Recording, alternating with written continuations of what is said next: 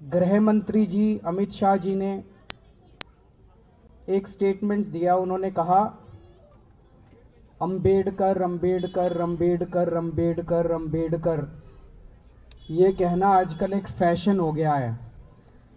इतनी बार अगर भगवान का नाम लोगे तो 7 जन्म में स्वर्ग मिल जाएगा। ये शब्द तो अपने आप में बहुत पीड़ादायक थे, अपमान करने वाले थे, बाबा साहब अंबेडकर का अपमान करने वाले शब्द थे।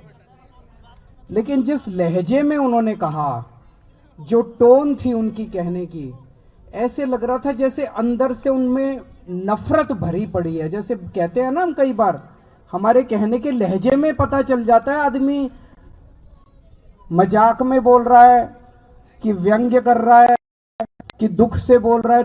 लहजे में, उनके लहजे से लग रहा था कितनी नफरत करते हैं वो बाबा साहब अंबेडकर से। एक बार मेरे को लगा शायद मुंह से निकल गया होगा, लेकिन अगले दिन प्रधानमंत्री मोदी जी ने बयान देके उनका समर्थन किया अमित शाह जी का। जो अमित शाह ने पिछले दिन बोला संसद में, मोदी जी कह देते भाई ये जो बोला मैं इससे सहमत नहीं हूं, चलो हम मान लेते, हमें लगता भाई अमित शाह के मुंह से निकल गया होगा। मोदी जी ने उनकी बात का पूरी तरह से समर्थन किया और शाम को कल 5:30 बजे प्रेस कॉन्फ्रेंस करके अमित शाह ने अपनी बात को सही ठहराया। इससे क्या पता चलता है? इससे यह पता चलता है इन्होंने जानबूझ के, सोच समझ के ये बात संसद में कही थी, एक नीति के तहत कही थी, सबको, पूरे देश को मैसेज देने के लिए कि अंबेडकर के लिए उनकी क्या भावनाएं हैं। दोस्तों, मैं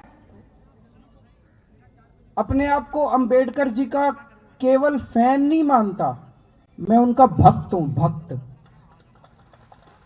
मैंने पहले भी उनके बारे में बहुत पढ़ा, लेकिन जब जेल गया तो मैंने उनकी जीवनी कई बार पढ़ी।